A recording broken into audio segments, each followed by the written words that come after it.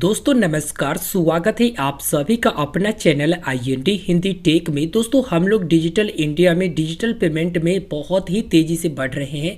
अब इस चीज़ में आपको जो है सतर्क रहना बहुत ही ज़्यादा ज़रूरी हो गया है, क्योंकि अगर आप डिजिटल पेमेंट करते हैं, अपने मोबाइल फ़ोन से पेमेंट करते हैं या फिर कहीं शॉपिंग वगैरह करते हैं, तो वैसे में आपको सतर्क रहना पड़ेगा। अगर आप सतर्क नहीं रहते हैं तो आपका बैंक अकाउंट खाली हो सकता है। आज हम आपको एक ऐसे ही फ्रॉड के नया तरीका के बारे में बताने वाले हैं, जहां पर SBI ने खुद यहां पर ट्वीट करके इसके बारे में जानकारी दिया है। जी हां दोस्तों, SBI ने क्या कुछ जानकारी दिया है पहले आप इसे समझिए। यहां पर SBI ने लिखा है QR कोड स्कैन ना करें और धोखाधड़ी से सुरक्षित रहे। जब आप QR कोड को स्कैन करते हैं तो आपको धनराशि नहीं मिलती है। जब तक आपका उद्देश्य किसी को भुगतान करना नहीं है, तब तक किसी के द्वारा साझा किए गए QR कोड को स्कैन ना करें। इसका मतलब ये है कि QR कोड को अगर आप स्कैन करते हैं तो QR कोड स्कैन करोगे, वैसे ही आपके बैंक अकाउंट खाली हो सकते हैं, आपके साथ फ्रॉड हो सकता है। तो भाई ये कैसा वाला QR कोड रहेगा आगे की वीडियो में भी बताएंगे, और इनकी तरफ से एक वीडियो भी जारी किया गया है, वो भी बताएंगे। देखिए यहाँ पर जो है SBI हो या फिर कोई अन्य बैंक हो या फिर कोई अन्य कंपनी का नाम लिया जाता हो, अगर आप कोई सामान जो है कहीं सेल करते हैं, कहीं बेचते हैं, वैसे सिचुएशन में आपको बोला जाता है कि आपको एक QR कोड हम भेज रहे हैं, आप इस QR कोड को स्कैन करिए, आपको पैसा मिल जाएगा। तो आप हमेशा से ध्यान में रखिएगा कि यहाँ पर जो भी UPI QR कोड होते हैं या फिर कोई मर्चेंट QR कोड होता है ना, उसमें सिर्फ और सिर्फ आप पेमेंट कर सकते हैं। पैसे एक्सेप्ट करने के लिए QR कोड स्कैन करने की जरूरत नहीं पड़ता है। ये फ्रॉड का शिकार आपको इस तरह से भी बनाया जा सकता है, जैसे आपके अकाउंट में 10 रुपया भेजा जाएगा और बोला जाएगा कि आपको अभी मैसेज मिला या फिर नहीं मिला, हम वेरिफिकेशन के लिए 10 रुपया आपको सेंड किए हैं। तो आप उनको तुरंत से बताओगे कि हाँ हाँ भाई मैसेज तो मिल गया, तो उसके बाद वो समझ जाएंगे कि ये बंदा जो है यहाँ पर कंफर्म कर दिया है। उसके बाद क्या करेगा कि एक QR कोड आपको भेजेगा और बोलेगा कि आप इसको स्कैन करो, आपको जो है बाकी के पैसे टोटल के टोटल मिल जाएगा, ठीक है ना।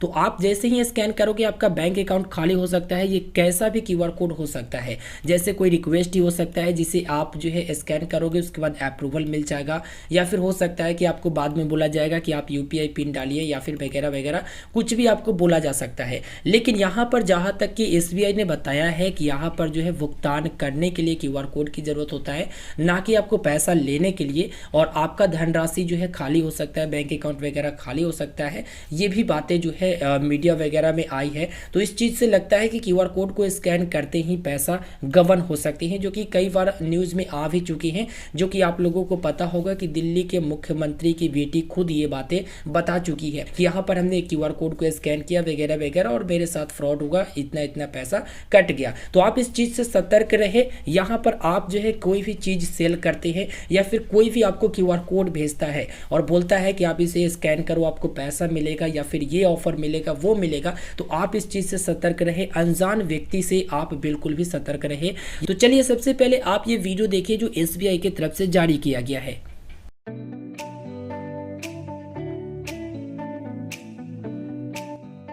रमेश सेकंड सेलिंग साइट पर अपना डाइनिंग टेबल बेचना चाहता है। वो अपने डाइनिंग टेबल की कुछ तस्वीरें सेकंड सेलिंग साइट पर अपलोड करता है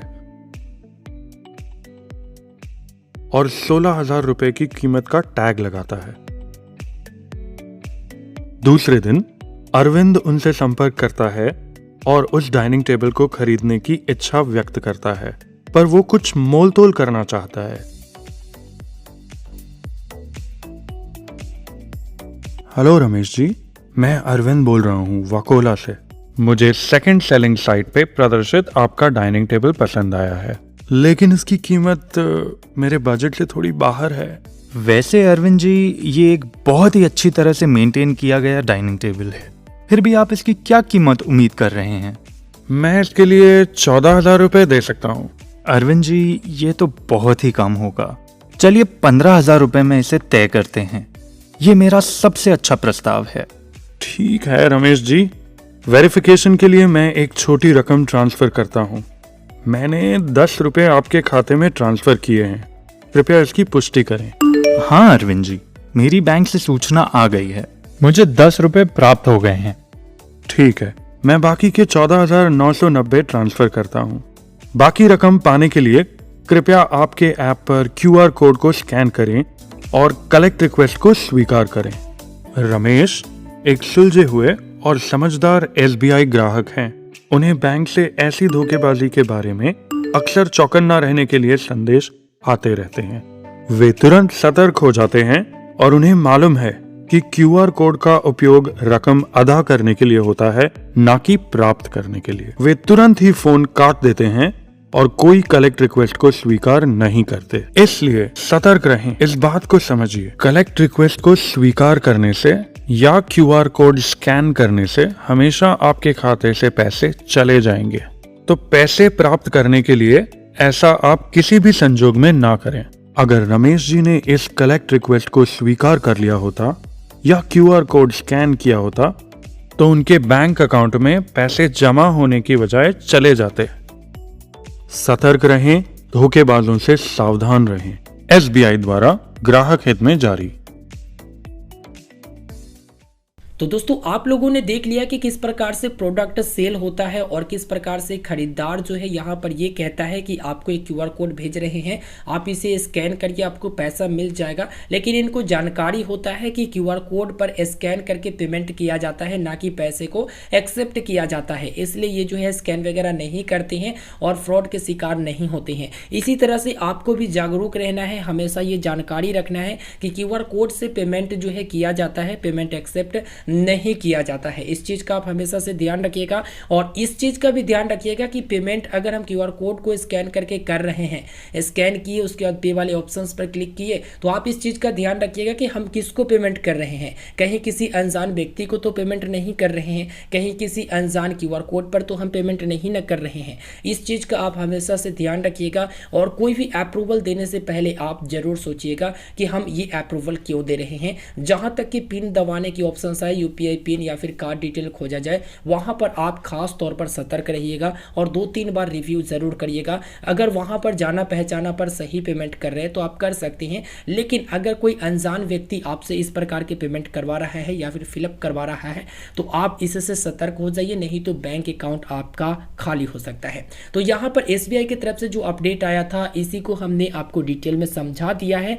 आगे आप लोग बताइए कि वीडियो आपको कैसा लगा। वीडियो पसंद आता है, वीडियो को लाइक करिएगा, शेयर करिएगा। और इस वीडियो से जुड़ी कोई भी सवाल होता है तो वीडियो के नीचे आप जरूर कमेंट करिएगा। हमने आपको जानकारी इसलिए दिया है ताकि आप लोग सतर्क रह सके और आपका पैसा बच सके, क्योंकि यहाँ पर डिजिटल इंडिया में तेजी से लोग डिजिटल पेमेंट की तरफ बढ़ रहे हैं। और इस चीज के बारे में नॉलेज रहेगा तभी आप लोग जो है यहाँ पर सतर्क रह पाएंगे और आगे से आपके साथ फ्रॉड नहीं हो पाएगा। तो मिलते हैं फिर एक नए वीडियो में, हमें दीजिए इजाजत, तब तक के लिए गुड बाय।